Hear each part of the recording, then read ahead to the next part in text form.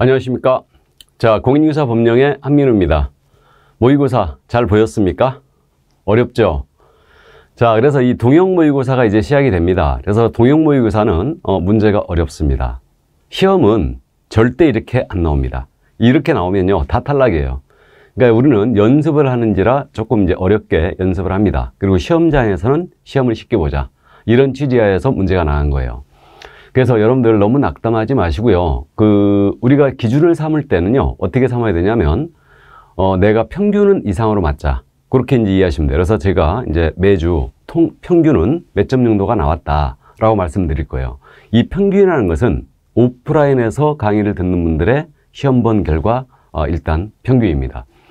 그래서 지금 현재 1주차는 평균이 오프라인 학원에서 제가 나가는 학원 중에 하나인데, 이거는 이제 52점이 나왔어요. 그러면 여러분들은 기준을 어떻게 삼느냐?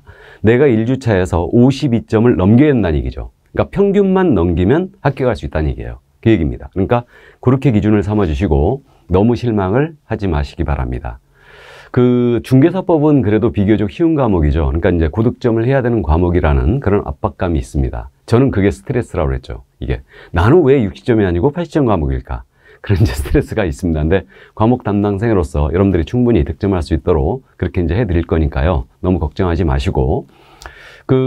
여기서 이제 한 가지 우리가, 지금 목표를 삼고 있는 게 뭐냐 하면요. 지금 우리가 기본적으로 사주는 다루지 않습니까? 동형을. 그러니까, 사주차를 다루게 되는데, 우리가 시험장에서요, 중개사법은요, 24개 정도는 여러분들이 그냥 맞춰요. 24개는. 그럼 24개를 맞추면 60점 되지 않습니까? 그럼 우리가 시험장에서 60점을 맞고 왔잖아요. 그러면 우리는 필락이에요. 반드시 탈락입니다. 그러니까 이 점수 가지고는 안 된다는 얘기죠. 그러면 이제 결국은 여기서 8개 정도를 더 맞춰야 돼요. 8개. 그럼 8개를 더 맞추면 이제 32개가 되지 않습니까? 그래야지 점수가 이제 80점이 되는 거예요.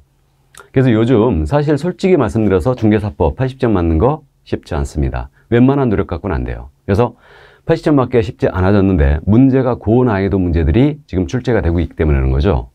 그래서 우리는 이 8개를 더 맞추기 위해서 시험장에서 보통 공부하신 분들은 24개는 기본적으로 맞춥니다. 그러니까 8개를 더 맞추기 위해서 우리는 이제 4주 160문제를 다룬다 보시면 돼요. 이게. 그래서 우리는 한 주를 더 할 수도 있습니다. 그건 이제 조금 여분으로 남겨놓자고요. 그래서 이제 이 160문제를 다루게 되는데 이 8개, 그러니까 8개를 더 위한 연습이라고 보시면 돼요. 그러니까 문제가 어렵다는 얘기예요. 제가 변명을 하고 있는 겁니다. 그러니까 너무 이제 낙담하지 마시고 평균만 넘기자. 그래서 오늘은 평균이 52점이라고 했죠. 그러니까 이 점수를 넘기면 여러분들은 충분히 합격할 수 있어요. 대신 꼭 명심할게요. 이제부터는 동형에서는요, 문제가 어떻게 돼 있냐면 내가 예를 들어서 1번 문제가 용어의 정의인데 용어의 정의를 틀렸다. 그럼 여러분들은 모르시는 거예요. 나한테 굉장히 엄격해야 됩니다. 그러니까 나는 이 부분을 틀렸다면 이 부분을 모르는 거다. 그렇게 이해하셔야 돼요. 그러니까 백지에 놓고서 처음부터 다시 시작합니다. 그러니까 이게 이제 문제 해설을 들으시면서 스킬이 부족했는지, 이론이 부족했는지, 그러니까 문제 푸는 능력이 부족했는지, 내가 이론적으로 숙지가 덜 됐는지, 암기가 덜 됐는지, 이걸 충분히 확실하게 가려야 됩니다. 그러니까 애매하게 아시는 부분은 다 틀리게 돼 있어요. 문제 자체가. 어려워서 그렇습니다. 그러니까 이런 과정을 거치다 보면 여러분들이 어느 날 갑자기 그분이 와요. 그분이 와야 된다고 그랬죠? 그러니까 문제를 보는 순간 이 지문은 어디서 이게 잘못됐구나. 이게 그냥 느껴져요. 그러니까 이런 것들이 이제 보이기 시작하면 그분이 온 거거든요. 그러니까 틀리려고 해도 틀릴 수가 없어요. 그러니까 이 과정을 거치는 거니까 믿고서 잘 따라와 주시기 바랍니다. 근데 이거 스트레스 엄청 받으실 거예요. 그래서 중개사법 80점 이상 득점을 해야 되는데 내가 동형에서 80점 이상을 득점하려고 아주 애를 많이 쓰고 있어요. 근데 80점 맞기가 쉽지 않습니다. 특히 이제 중개사법이 예를 들어서 오늘이다. 그러면 이제 어제 중개사법을 다 봐요. 이제 수법교육자 다 보고 여러분들이 중개사법 오늘 80점 틀림없이 넘겨야지 하고 딱 봤는데 오히려 떨어졌어요. 점수가. 이게 비정상은 아닙니다. 지극히 정상이에요. 그러니까 문제가 중복되는 문제를 대놓고 피했고요. 그러니까 물어보는 것은 계속 물어봐요. 그러니까 순서가 다 똑같습니다. 문제들이 똑같고요. 그러니까 이제 수포기 교재를 찾아서 이론을 찾아가 이제 여러분들이 공부하실 때 편하게 하기 위해서 문제가 순서가 거의 똑같아요. 그러니까 1번 문제는 뭐 용어의 정의, 뭐 2번이 중개사물 이런 식으로 순서가 나가요. 그러니까 순서가 똑같으니까 그걸 찾아서 다시 한번 꼭 정리해 주시고요. 이 과정을 잘 견뎌내시면 틀림없이 여기서 최소한 평균 5점 이상은 올릴 수 있어요. 많이 올리신 분은요, 여기서 막 10점, 20점 올려버립니다. 그러니까 완벽하게 이제 중개사법을 감을 잡아버리는 거죠. 그러니까 이 과정을 잘 참고 따라와 주시기 바랍니다. 이게 제가 드리고 싶은 말씀이었어요. 이게. 그러니까 해설을 들으시면서 어디가 잘못됐는가를 꼭 파악을 하셔야 됩니다. 그래야 그거를 보완을 해 나가는 과정이에요. 그렇게 이해하시고. 그 다음에 이제 또 한 가지 당부드리고 싶은데요. 영상으로 보시니까 뭐 이런 분들은 거의 없을 걸로 보이는데, 문제지가 지금 올라가요. 사이트에 올라가고, 이제 이렇게 문제지가 올라가는데, 문제지만 풀어보는 것은 아무 의미가 없어요. 그러니까 동영은 어렵기 때문에 문제지만 풀어보는 것은 도움이 전혀 안 됩니다. 이게 시험이 이렇게 또 나오지도 않으니까. 그러니까 물론 이제 시험과 비슷한 문제들은 있는데 전혀 이제 출제 방향을 바꿔서 뭐 그렇게 내는 건 아니고요. 출제를 비틀어서 내고 있는 거죠. 그러니까 이제 어렵긴 한데 문제를 풀어보는 것만은 의미가 별로 없다. 차라리 문제만 풀어보려면요, 해설 안 듣고 문제만 풀어보려면 이건 기출문제 그냥 풀어보는 게 훨씬 좋습니다. 그게. 그래서 문제가 어렵기 때문에 이거는 해설을 꼭 듣고 내가 어디가 잘못되어 있는가를 꼭 파악하신 다음에 그 부분을 지속적으로 보완해 나가야 돼요.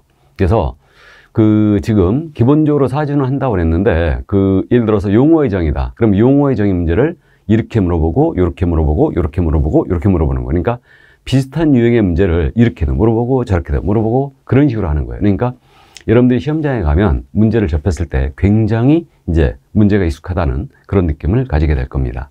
그래서 그걸 믿고 잘 따라와 주시기 바라겠습니다. 아셨죠? 그래서 득점을 너무 못했다고 실망하지 마시고요. 이제 내가 어디가 잘못됐는가 이거를 꼭 파악하고 이 과정을 이제 통해서 보완을 해나간다. 그렇게 하자고요. 됐죠? 자, 그럼 이제 문제 해설 들어가겠습니다. 1번 문제예요. 용어의 정의로 옳은 것 그랬습니다. 그래서 1번 문제는 이제 용어의 정의에 관한 문제예요. 그래서 용어의 정의 문제는 지금 여기 제목에 있듯이 단순형 문제가 있고요. 판례형으로 물어보는 게 있어요. 서술형으로. 용어의 정의. 그러니까 중개업에 관련된 판례. 이걸 묻는 문제가 있고요. 그 다음에 또 이것을 응용하여 내는 문제가 있어요. 그러니까 세 가지 문제 유형이 있습니다. 그래서 순서대로 나가는데 오늘은 지금 단순형이에요. 이게. 그래서 단순형은 중개라 하면 개업공사라 하면 이런 식으로 물어보는 거죠. 그래서 이게 단순형 문제의 대표적인 예예요. 그럼 우리가 단순형 문제를 풀 때는 뭘 주의해야 되냐면요. 단순형 풀 때는 뭘로 출발하는가. 암기도 중요하지만 뭘로 출발하는가를 꼭 기억해내야 돼요. 그래서 문제풀이 과정에서 제가 이 말씀을 드린 바가 있었는데, 자, 중개란 이렇게 나왔어요. 그러면 퍼뜩 떠올려야 돼요. 법정 중개대상물에 대하여 이걸로 출발하고 거래 당사자, 매매교환 임대차 그 밖의 권리의 득실 변경이 알선, 이 네 가지 요소가 나와야 돼요. 이걸 떠올리면서 읽어야지 바로 보여요. 그러니까 보겠습니다. 그러면요, 중개란 중개사무소에 개설 등록을 하고 바로 틀렸죠, 이거? 바로 틀렸습니다. 그죠? 이게 들어가면 안 돼요. 법정 중개대상물에 대하여 거래 당사자 간에 매매교환 임대차 그 밖의 권리의 득실 변경에도 빠졌죠? 그래서 그 밖의 권리의 득실 변경 행위가 들어가줘야 됩니다. 이것을 알선하는 것이다. 그래서 중개는 한마디로 중개대상물에 대한 알선이다. 이 키워드죠. 그러니까 1번 지문 틀렸어요. 이거는. 자, 그래서 1번 지문 틀렸고요. 그러면 2번 질문입니다. 개업공사라 하면 이렇게 나왔어요. 그럼 뭐만 나와야 된다? 개설, 등록. 이 법에 의하여 중개사무소에 개설, 등록을 한 자. 이것만 딱 나와야 돼요. 근데 공인중개사가 나왔죠? 틀렸습니다. 쓸데없는 말이 들어갔어요. 그러니까 개업공사는 지금 종별이 세 가지가 있지 않습니까? 법인인 개업공사가 있고 공인중개사인 개업공사가 있고 중개인이 있어요. 근데 개설 등록을 한 공인중개사를 말한다 그랬으니까 이 자만 갖고 정의한 거예요. 그러니까 이 정의는 틀린 겁니다. 그래서 개설 등록을 한 자다. 자, 그럼 3번입니다. 중개업이라 하면 출발을 뭘로 해야 돼요? 다른 사람의 의뢰. 이렇게 나와야 돼요. 그러니까 다른 사람의 의뢰에 의하여. 이 말이 나와야 되죠. 그러니까 맞고요. 일정 보수를 받고 보수가 나와야 되죠. 다음에 중개를 업으로 행하는 것. 와닿네요. 예, 그래서 3번 정답이 됐습니다. 그래서 세 가지 요소. 세 글자니까. 자, 그럼 4번입니다. 중개보조이라 하면 이렇게 나왔어요. 그럼 출발을 뭘로 해야 된다고요? 공인중개사가 아닌 자로서. 그러니까 개업공사에 소속된 자로서 바로 X 나와야 돼요. 공인중개사가 아닌 자로서. 그러나 소속되어 단순 업무 보조가 꼭 나와야 되죠. 그래서 그 점을 꼭 기억하시고요. 계약서 작성할 수 없습니다. 보조원은. 다음에 5번이에요. 소속공사라 하면 이렇게 나왔어요. 그러면 말 그대로 가야 된다고 했죠. 개업공사에게 소속된 이렇게 나와야 돼요. 근데 법인인 이 말 들어갔죠. 틀렸습니다. 개업공사에게 소속된 공인인계사로서 중개 업무를 수행하나 개업공사의 중개 업무를 보조하는 자. 그리고 괄호 열고 공인사란 말 다음에 괄호 열고 법인의 임원 또는 사원으로서 공인인계사인자를 포함한다라고 돼 있죠. 그러니까 임원 사원 중에 공인인계사인자는 소공입니다. 그죠? 예, 그래서 역시 틀렸어요. 그래서 이게 단순형 문제예요.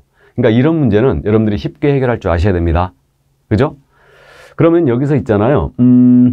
빠진 용어의 정의가 뭡니까? 공인인계사가 빠졌죠. 그러니까 공인인계사는 이 법에 의한 자격 취득한 자를 말한다. 그죠? 공인인계사는 자격 취득만 나와야 돼요. 자, 그래서 정답은 1번, 3번이 되겠네요. 그래서 이거를 틀리셨다. 그러면 처음부터 다시 시작입니다. 내가 어디가 잘못되는가를 꼭 체크해 주시라고 했어요. 자, 그럼 2번 문제 갑니다. 중개대상물이죠. 그럼 중개상물에 관한 설명으로 틀린 것 그랬습니다. 그러면 X 해놓고 시작하는 거죠. 이렇게 틀린 것. 1번입니다. 서술형 문제예요. 그러니까 중개대상물 문제는 박스형이 있고 서술형이 있는데 오늘은 서술형으로 연습하는 겁니다. 동호수가 특정된 아파트 입주권은 중개대상물이다. 맞습니까? 그러죠. 동호수가 특정된 아파트 입주권이에요. 그러면 이게 원칙적으로 지금 입주권 하면 중개대상물이 안 된다고 해야 되죠. 당첨이 되면 입주 예정자로 선정될 수 있는 지위에 불과한 입주권. 이건 안 되는 거예요. 다만 당첨이 되는 순간 어느 집에 들어갈지 특정이 됐다. 구체화됐다. 그럼 특정되고 구체화된 입주권은 중개대상물이 된다고 그랬죠. 기억납니까? 그래서 동호수 이거 아직 이게 분양계약은 체결하지 않았지만 당첨이 되는 순간 어느 집에 들어갈지가 구체화됐다. 준공도 떨어져 있다. 그럼 이것은 중개상물이 된다는 게 판례였어요. 그래서 그 각도에서 한번 물어봤습니다. 그럼 맞고요. 2번입니다. 토지의 정착물은 모두 중개대상물이 된다. 틀렸다는 거 아시죠? 토지 정착물 중에 건물과 임목, 명인 방법을 갖춘 수목입단은 됩니다. 근데 담장, 암석 이런 것들은 가시계 수목 되지 않죠. 그러니까 틀렸어요. 그럼 2번 정답 됐죠? 그래서 중개상물 서술형 문제였고 이건 2번이 정답이 됐습니다. 그럼 3번입니다. 주택이 철거될 경우에 일정한 요건하에 택지개발지구내 이주자 택지를 공급할 수 있는 대토권이죠. 그럼 대토권은 뭐에 해당한다 안 한다? 해당하지 않는다. 그래서 맞습니다. 그럼 4번이에요. 도로법상 도로부지에 대한 임대차를 할선하기는 중개로 볼 수 없다. 자, 이 질문 제가 사실은 묻고 싶었던 게 이거였어요. 그러니까 중개대상물에 대해서 마지막으로 지금 현재 이해해야 될 게 바로 이 부분이었습니다. 그러니까 이제 이렇게 되는 거예요. 상속하고 나왔지 않습니까? 그럼 이건 중개개입 여지가 없죠. 근데 상속된 토지 그럼 되는 거죠. 그죠? 표현에 따라 달라지고 있어요. 되는 겁니다. 그럼 똑같이 경매 안 되는 거 아닙니까? 경매 자체는 개입 여지가 없어요. 근데 경매 개시결정 등기가 된 아파트예요. 그럼 되는 거죠. 예, 되는 겁니다. 이렇게 돼요. 이렇듯이 저당권 했어요. 저당권 하면은 되는 거죠. 근데 건설기기에 대한 저당권이라고 된 거예요. 그럼 이건 건설기기가 안 되지 않습니까? 그러니까 이게 안 되는 거예요. 이해하셨어요? 그럼 똑같이 도로부지 임차권 있지 않습니까? 임차권 하면 되는 거죠. 근데 도로부지에 대한 임차권이에요. 이거는 그래서 도로부지에 대한 임차권 하면 안 되는 겁니다. 이해되시죠? 그러니까 이런 식으로 이해하고 있어야 돼요. 그럼 우리가 광업권이 안 되지 않습니까? 왜 안 됩니까? 미채굴의 광물을 채굴하는 권리예요. 광업권은. 그러면 미채굴의 광물이 안 되지 않습니까? 그러니까 안 되는 거예요. 또 동산질권이 왜 안 돼요? 동산이 중개상물이 아니니까. 그러니까 동산질권 안 되는 겁니다. 이해하셨죠? 그러니까 도로부지에 대한 임대차를 알선하는 거 이건 중개로 볼 수 없죠. 맞습니다. 자, 다음 피담보 채권과 목적물의 점유를 함께 이전할 경우 부동산 유치권은 중개대상 권리가 된다. 자, 유치권 중개상 권리가 되는 거 맞죠? 예, 맞습니다. 그래서 이거는 여러분들이 어느 정도 지금 이해를 하고 있습니다. 이해를 하고 있는데 이거는 뭐 유치권에 대한 부분은 잘 출제 안 하는데 기본적으로 파악만 해두시면 됩니다. 그래서 유치권 하면 이거 되는 거예요. 똑같이 그럼 법정 지상권이라고 했어요. 그럼 되는 거죠. 법정 저당권입니다. 역시 되는 거예요. 다음에 등기된 부동산 환매권입니다. 되는 거죠. 이렇게. 근데요, 유치권의 성립이라고 된 거예요. 그럼 안 되는 거죠. 이건 법정담보물권으로서 중개개입 여지가 없어요. 안 되는 거죠. 그러나 유치권의 이전입니다. 이전은 되는 거죠. 이게. 그럼 똑같이 법정지상권, 법정지상권의 성립 모두 안 되는 거예요. 근데 이게 법정지상권, 법정지상권 이전은 중개개입 여지가 있죠. 똑같아요. 그리고 여기서 이제 또 주의할 점. 그럼 환매권의 행사 있지 않습니까? 환매 자체요. 증여 자체가 안 되듯이 환매권 행사 자체는 안 되는 거죠. 다만 주의할 점은 환매 계약은 되는 거예요.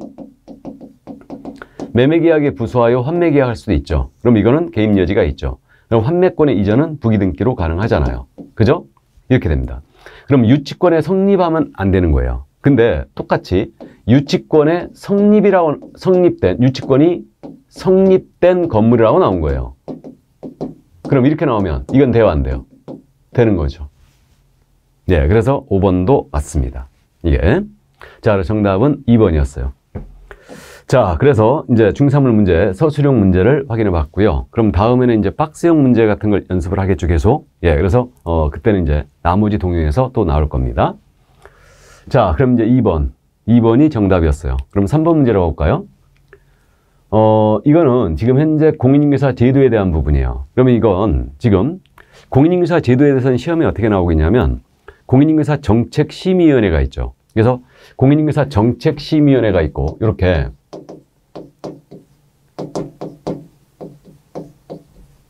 이게 있고 그 다음 공인인증서 제도가 있는데 이걸 교대로 내고 있어요. 그래가지고 공인인증서 정책심의위원회를 32회 때 출제가 됐죠.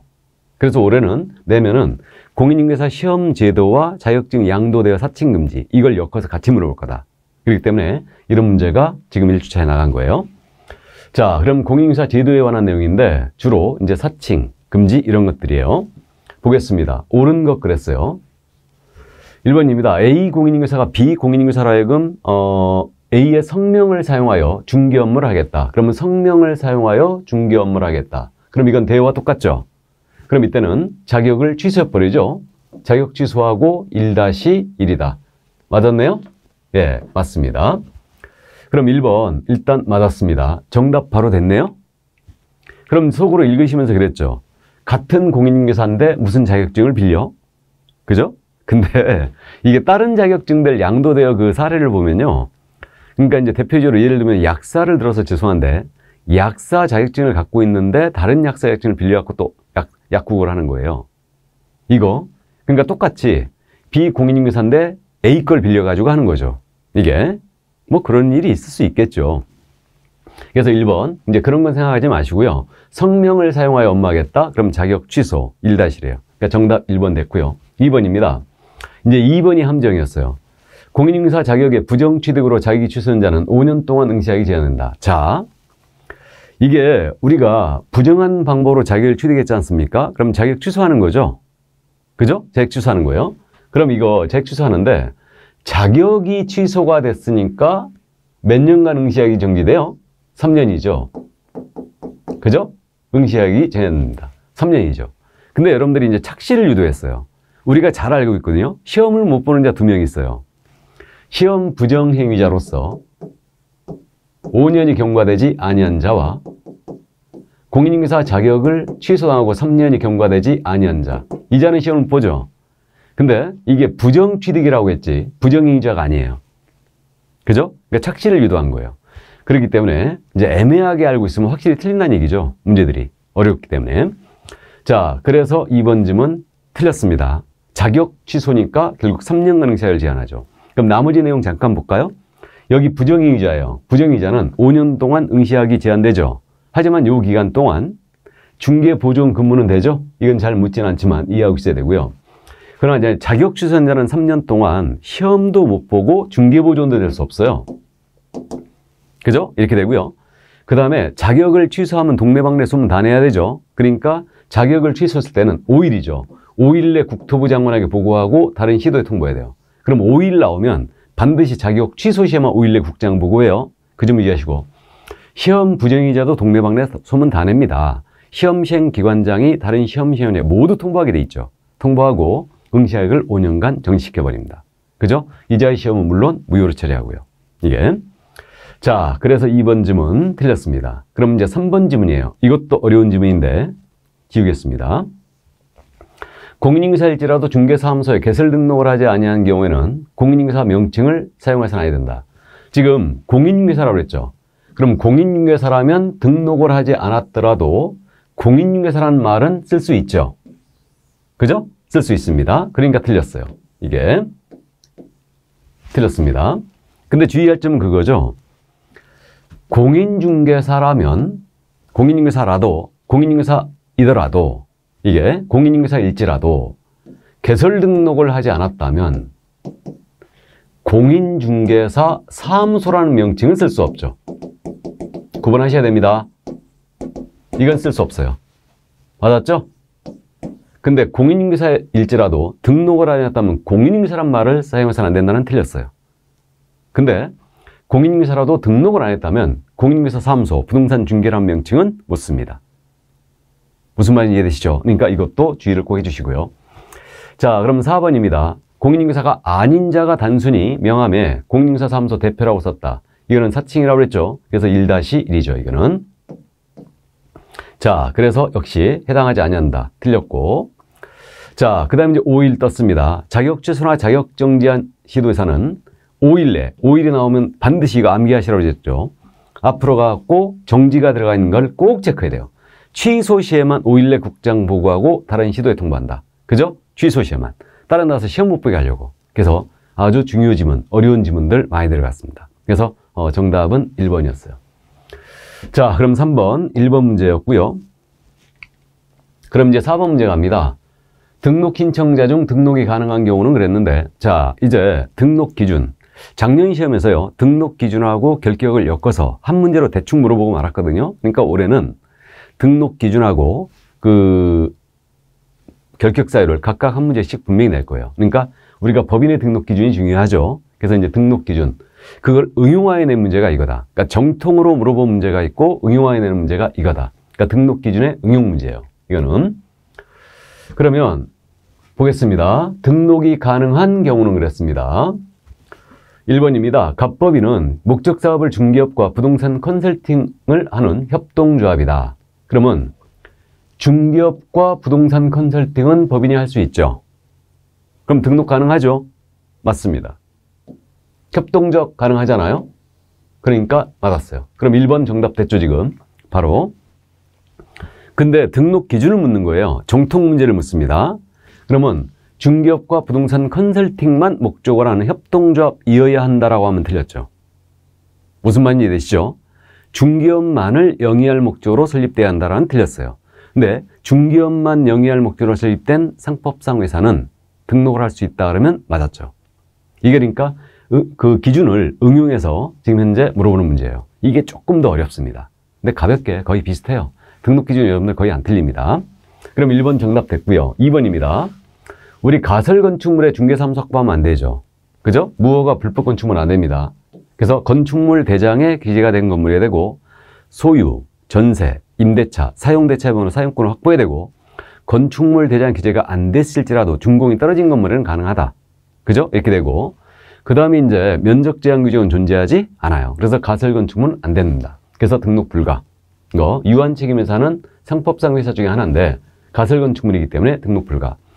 3번입니다. 병법인은 무한책임사원 중에 3분의 1만 실무교육을 수료한 합자회사이다. 그럼 합자회사는 무한책임사원과 유한책임사원이 합작된 회사죠. 그럼 무한책임사원 전체가 실무교육을 받아야 되죠. 그러므로 3분의 1만. 틀렸어요. 전체가 받아야 된다. 공인중개사가 3분의 1 이상 해야 되죠. 그러니까 확실히 구분하시고 4번입니다. 정공인중개사는 기업공사 A의 소속 공인중개사이다. 자, 우리 소공사 등록 신청할 수 없죠. 그러니까 직을 사임해야 됩니다. 그러니까 현재 재직을 하고 있다는 얘기니까 야는 등록 불가. 이렇게. 자, 그 다음 5번입니다. 무법인은 자신의 행위로 2년 전에 공사법에 벌금 300만 원을 선고받은 자가 이사로 있는 주식회사이다. 그럼 주식회사는 상법상 회사 중에 하나니까 가능하고요. 그럼 이사는 임원이지 않습니까? 그럼 법인의 임원 중에 결격자가 있으면 이 법인이 결격이죠. 그러니까 등록을 수리하지 않아요. 그러면 보세요. 지금 2년 전에 우리 법 위반 벌금은 결격이지 않습니까? 그죠? 그러니까 우리 법 위반 300만 원 선 벌금 받으면 결격이고 2년 전에 받았으니까 아직도 현재 결격이에요. 그러니까 우리 법 위반을 벌금 받으면 3년이 결격이잖아요. 그러니까 이 법인은 등록 불가합니다. 그죠? 예. 그래서 여기까지. 자, 그래서 얘도 등록할 수가 없습니다. 결격자가 있는 법인이니까. 그래서 정답은 1번이 됐는데요. 그럼 여기서 등록 기준에서 빠진 내용은 그거 아닙니까? 이제 법정 업무는 연습했고요. 그 다음에 자본금은 무조건 5천만 원 이상이 되고, 그 다음에 이제 상법상 회사이거나 반드시 주식회사 필요는 없어요. 협동조합이면 되죠. 단 사회적 협동조합은 안 되는 거 알고 있죠? 그 다음 대표자는 공인인사야 되고, 임원의 3분의 2 이상은 공인사야 되고, 임원 전체가 실무육 받아야 되고, 그 다음에 건축물 대장 기재인 건물에 사무소 확보해야 돼요. 그죠? 그 다음에 결격에 해당이 안 돼 있어야 됩니다. 정답은 1번이었어요. 자, 그럼 이제 5번 문제 갑니다. 그럼 등록 기준을 잠깐 한번 복습만 이제 해보고 합니다. 법정 업무만 영위할 목적으로 수립된 자본금 5천만 원 이상이 되고, 상법상 회사면 되고, 그 다음에 협동조합에도 됩니다. 사회적 협동조합은 안 된다는 거 꼭 기억을 해 두셔야 되고요. 그 다음에 이제 대표자는 공인인사야 되고, 대표자를 제외한다는 거죠. 특히 주의해 주시고, 임원 사원의 3분의 1 이상은 공인인사야 됩니다. 이렇게 되고, 3명 중에 1명은 공사야 된다. 그리고 이제 중개사무소, 건축물 제작기재 건물에 확보를 해 놓는 거고요. 그 다음에 그 실무기록도 대표자 임원 사원 전체가 있어야 되고요. 다음에 전체가 결격에 해당이 안 돼 있어야 되죠. 됐습니까? 이 정도 이해를 해 두시고요. 자, 그러면 이제 5번 문제로 갑니다. 공사법 제10조상에 결격사에 해당한 자를 모두 고른 것을 했습니다. 결격에 해당한 자. 그래서 정통 결격 문제죠. 그럼 기억입니다. 건축법 위반 후 징역 1년에 집행유예 2년을 받고, 그러면 집행유예 징역 금고형은 법을 따진다 안 따진다? 안 따진다. 받으면 바로 결격이에요. 그리고 집행유예 받으면 유예 기간만 딱 결격이다. 그러면 집행유예 2년의 밑줄이죠. 선고받고 1년이 경과한 자. 아직 결격이죠. 그러면 결격사에 해당하고 있습니다. 니은입니다. 수공사로서 자격정지 기간 중에 있는 자. 그럼 자격 취소나 자격정지 받은 자는 결격이죠. 그럼 자격정지 기간 중에 있는 자는 당연히 결격입니다. 다음 디귿입니다. 채무자회생 및 파산한 법률에 의하여 개인 회생 절차 중에 있는 자. 파산자가 결격이지 개인 회생 결격이 아니죠. 그래서 알고 있습니다. 개인 회생은 결격이 아니다. 알고 있고, 그 다음에 업무정지 기간 중에는 중개법인의 중개보조원이었던 자예요. 자, 여기서 지금 이거 이해만 해 두시는데, 법인이 업무정지 먹었지 않습니까? 그러면 그 사유 발생 당시죠. 사유 발생 당시에 임원 사원이었던 자가 결격이지 직원인 자에게는 미치지 않아요. 직원한테는 미치지 않는다. 그럼 중개보조원이었던 자니까 얘는 결격이 아닙니다.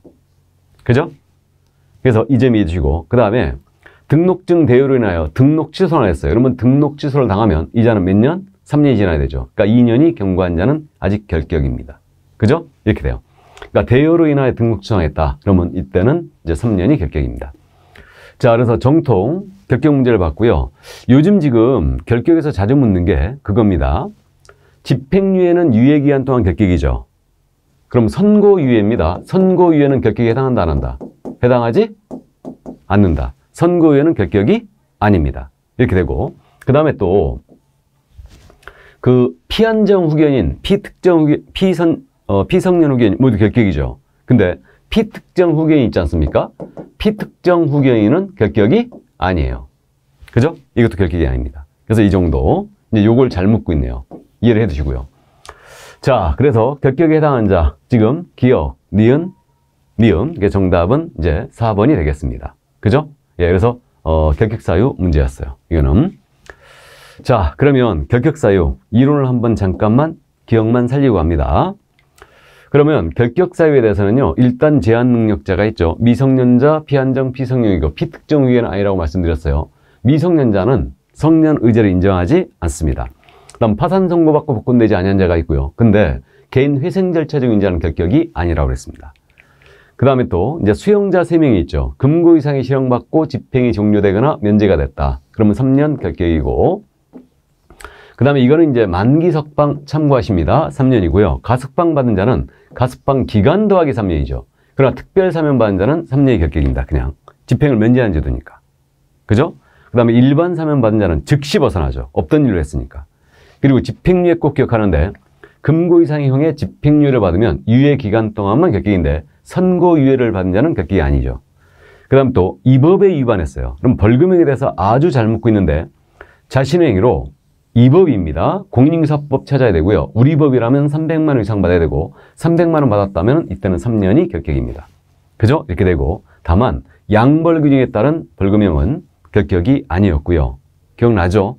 다음 이제 경합범에 대하여 벌금형 선고 시에는 분리 선고하라고 했습니다. 그래서 이 정도 수용자 이해해 두시고 자, 그 다음 이제 행정처분을 받은 자가 있지 않습니까? 행정처분을 받은 자. 그럼 행정처분을 받은 자는 5명이 있어요. 자격 취소고 3년 경과되지 않은 자. 야는 3년 동안 시험 응시도 못합니다. 그 다음에 자격 정지받고 정지기간이 있는 자. 격격이고 등록 취소받고 3년이 경과되지 않은 자. 다만 이제 이 부분은 다음에 연습할 건데 그 폐업전 위반 사유로 등록 취소를 당했다. 재등록 개국이었죠. 그럼 폐업기간에서 3년에서 폐업기간을 빼준 기간만 격격이죠. 그래서 이렇게 되고 있고 그 다음에 이제 등록 취소하면 원칙 3년이 격격인데 사망 해상이라 기준 미달로 등록 취소를 당했다. 그럼 이는 결격이 아니라고 했습니다.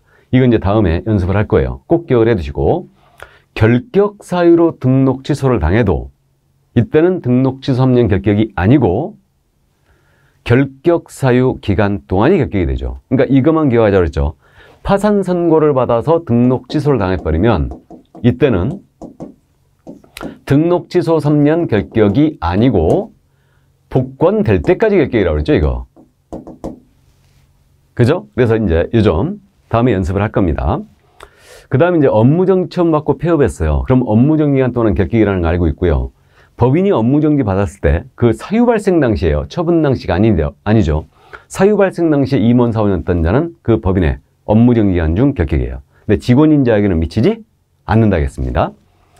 자, 그 다음에 이제 이 12명 중에 단 한 명이라도 결격 사유가 있는 임원 사원이에요. 그러면 이때는 이 법인이 결격이죠. 그래서 여기까지. 이게 바로 결격 사유 규정이었습니다. 자, 그러면 이제 다음 문제로 넘어갑니다. 중개사무소로 넘어왔어요. 사무소는 대단히 내용이 방대하죠. 그래서 사무소에 대한 종합문제 형식으로 이 문제가 나갑니다. 그래서 보겠습니다. 틀린 것은 그랬어요. 사무소는 제일 잘 묻는 게요.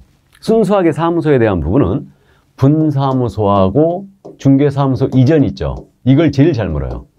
거의 시험 볼 때마다 물어봅니다. 분사무소 설치 요건, 그 다음에 어디다 설치하느냐, 서류 어떻게 되느냐 이런 것들하고 이전, 중개사무소 이전에 대한 내용은 아주 무지하게 잘 묻습니다. 그래서 이게 주 타겟이에요. 근데 이제 이거는 게시, 명칭, 뭐 이런 거 다 섞어서 이제 한꺼번에 나갔습니다. 문제가. 그럼 1번입니다. 개업공사가 A군에서 공사법상의 위반 행위를 하고 B군으로 중개사무소를 이전했어요. 관할구역 외로 이전했죠. 그러면 이때는 당해 개업공사의 행정처분은 B군 군수가 행한다. 맞습니까? 이전 후 등록한 층이 행정처분하게 되죠. 맞습니다. 그러니까 A군에서 위반했지만 사무소를 B군으로 옮기면 B군 군수가 행정처분하게 되죠. 그러니까 A군수는 B군수에게 서류를 송부하게 돼 있어요. 그래서 등등 행위죠. 송부할 서류는 등록대장, 등록신청 서류, 최근 1년간의 행정처분 서류를 모두 보내줘요. 그럼 행정처분 서류 보내줬으니까 행정처분은 이전 후 등록한 층이 해야 되죠. B가. 그래서 맞습니다. 2번 질문이에요. 분사무소 5개 광고물을 설치한다. 그럼 명심할 게 이게 5개 광고물이 나왔잖아요. 그러면 5개 광고물이 하면 성명이 나와야 되죠. 성명. 그래서 성명만 표결한 얘기밖에 없어요. 그럼 이때 분사무소 5개 광고물이었잖아요. 그럼 책임자가 나와야 되죠. 이게 키워드예요. 그래서 5개 광고물은 간판이다. 이걸 명심하라고 했어요. 그러니까 성명이 나와야 되고 분사무소니까 책임자가 나와야 돼요. 대표자가 나오면 안 되죠. 그러면 맞습니다. 3번이에요. 개업공사는 중개사무소에 대한 광고 시 중개사무소의 명칭 및 소재지를 광고에 포함해야 된다. 맞죠? 우리가 광고할 때 공통 명시사항 있지 않습니까? 신문에 하든 방송에 하든 인터넷으로 하든 성명소연 등을 명시하게 돼 있죠. 이건 중개사무소에 대한 사항이에요. 그래서 개공의 성명, 법인은 대표자의 성명이고 명칭, 중개사무소의 소재지, 다음에 연락처, 등록번호죠. 사업자 등록번호 아니에요. 이 점 주의하시고요. 자, 그 다음에 이제 인터넷 광고할 때는 추가 명시할 사항이 있죠. 그 물건에 대한 사항이에요. 그래서 이거 안 하면 100만 원 이하의 과태료. 5개 광물의 성명 표기하지 않아도 100만 원 이하의 과태료. 이렇게 되죠. 개공이 명칭을 위반하거나 광고를 위반했다. 모두 100과. 근데 아닌 자가 명칭이나 광고를 위반하면 1-1. 자, 그럼 4번 갑니다. 중개사물에 대한 표시 광고 시 중개보조를 명시해서는 안 된다. 맞죠? 그래서 보조원 명시하면 안 되고 보조원을 명시해버리면 이때는 100만 원 이하의 과태료죠. 그럼 보조원은 광고하면 안 되죠. 그럼 보조원 자신이 광고했지 않습니까? 그럼 이때는 아닌 자가 광고한 거죠. 그럼 이건 1-1이죠. 자, 그럼 5번입니다. 의뢰인의 급매 요청으로 시세보다 다소 낮은 가격으로 중개사물을 표시 광고하는 행위는 부당한 표시 광고에 해당한다. 아니라는 거 아시죠? 부당한 표시 광고는 존다 과해요. 존재하지 않는 물건을 존재하는 것처럼 사실과 다르게 과장되게 부동산 거래세 해칠 우려가 있는 광고로서 존다 과해. 존재는 하지만 중개할 의사가 없다든가 중개사물이 되지 않는다든가 소비자를 속이는 광고죠. 그러니까 의뢰인의 요청으로 인하여 다소 시세보다 싼 값으로 하는 게 많잖아요. 그러니까 해당한다, 틀렸어. 그러니까 정답 5번이었습니다. 자, 그래서 사무소 이전에 대한 내용, 그 다음에 명칭에 대한 부분, 광고에 대한 부분, 이걸 갖다가 한꺼번에 한 문제로 지금 확인을 해본 겁니다. 이렇게. 자, 그러면 7번 문제 가볼까요? 이제 표시광고 별도로 한 문제 나갑니다. 그래서 원래 이제 이 표시광고 이 부분을 아주 잘 묻고 지금 현재 개정이 된 사항들, 요게 이제 새로 들어왔기 때문에 이런 부분들을 주의를 하고 갑니다. 그래서 이거는 표시광고 모니터링에 대한 부분을 정리하고 가는 거예요. 모니터링에 대해서. 그럼 틀린 것은 그랬습니다. 1번입니다. 국토부 장관은 모니터링을 할 수 있다. 맞죠? 국장 모니터링 할 수 있다. 이게 체크포인트고. 2번입니다. 그럼 국장이 정보통신서비스중재에게 그거 추가 정보의 확인, 그 다음에 게재, 그 다음에 표시광고에 대한 의심되는 거 확인을 요청할 수 있죠. 자료 제출 요구할 수도 있어요. 여기에 불응해버리면 이건 500만 원 이하가 과태료죠. 맞고요.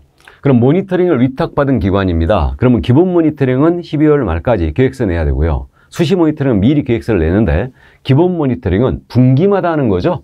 그래서 매 분기 마지막 날로부터 30일 내에 국토부 장관에게 결과 보고서를 제출한다. 기억나요? 분기는 3개월이니까 결과 보고서 국토부 장관한테 30일이죠. 맞습니다. 3개월마다 하니까 30일이다. 근데 수시 모니터링은 15일이었죠.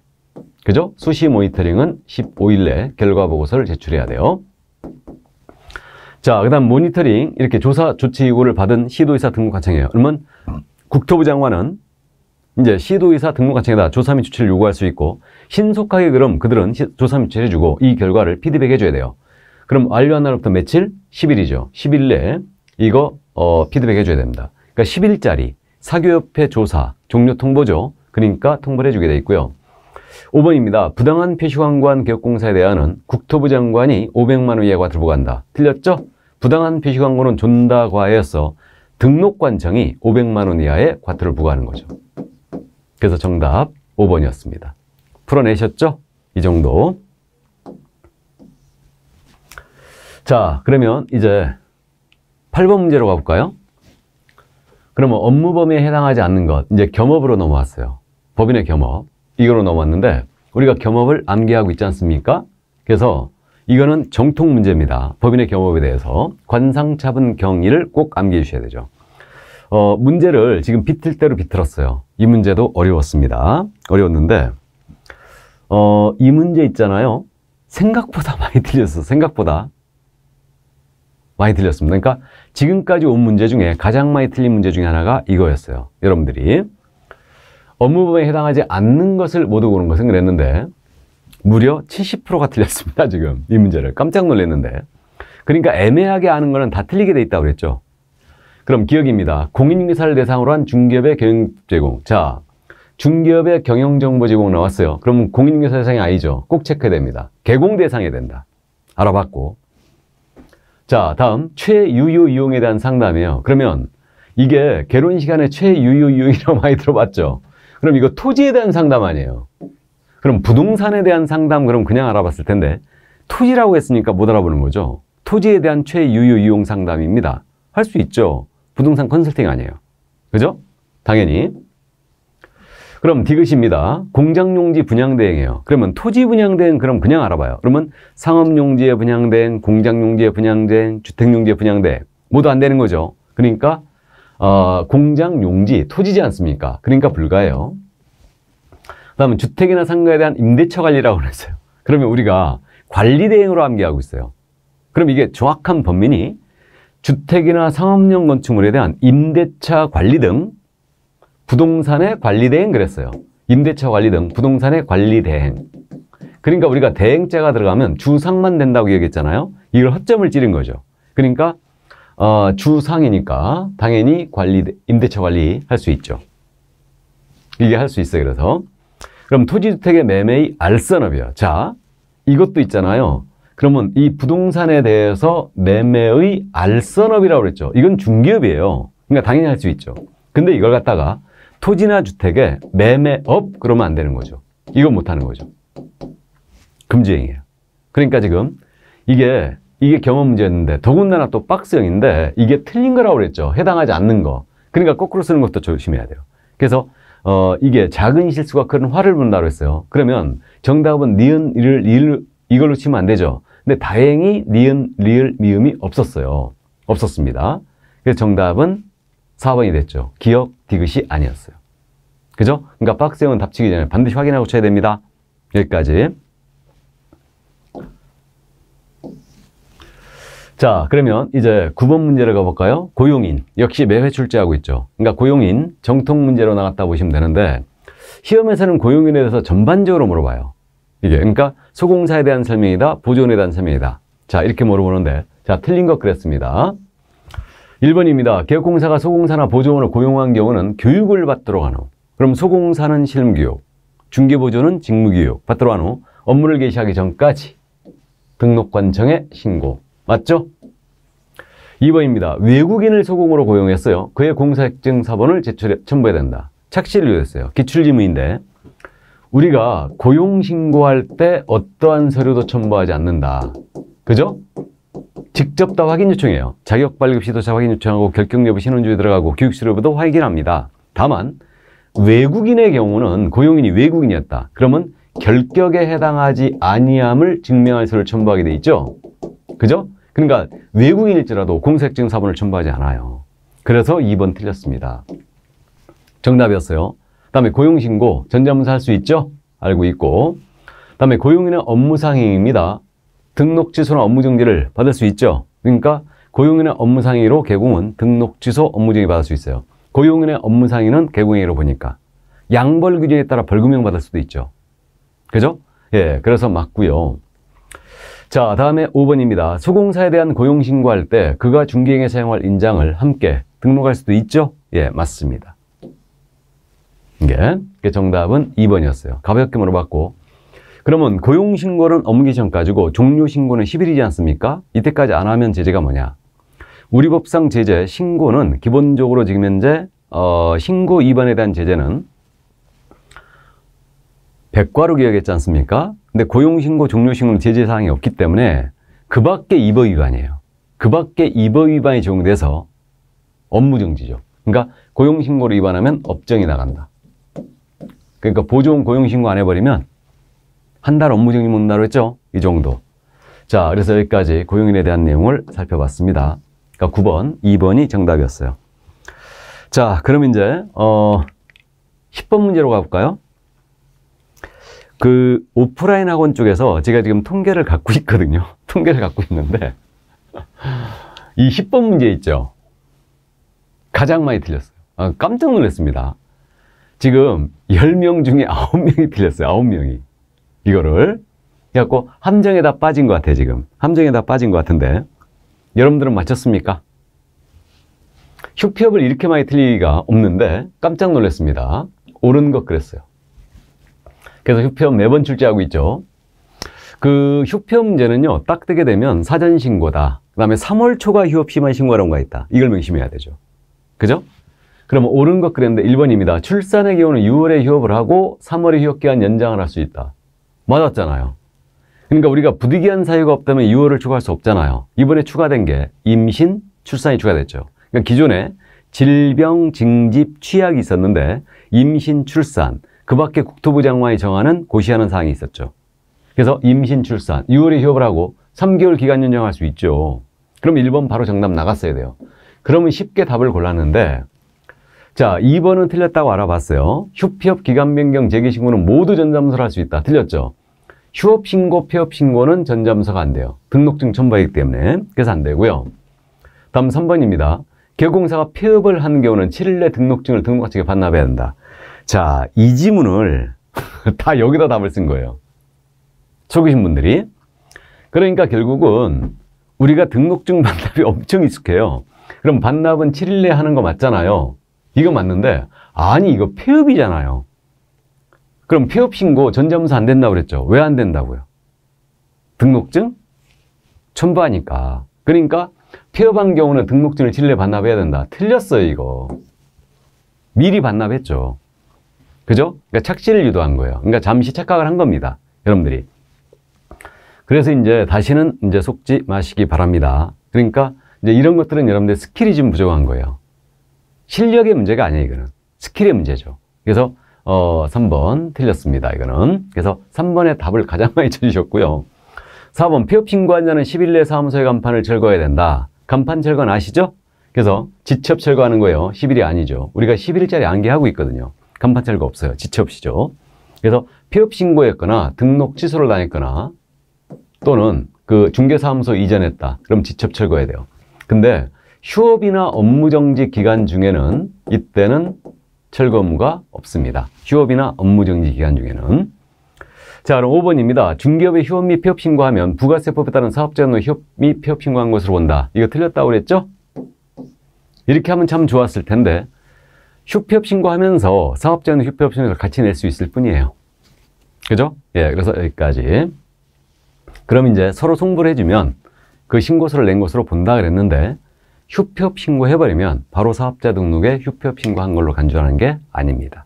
신고서를 같이 낼 수 있을 뿐이에요. 됐습니까? 그래서 틀렸어요. 이게. 그래서 정답은 1번이었습니다.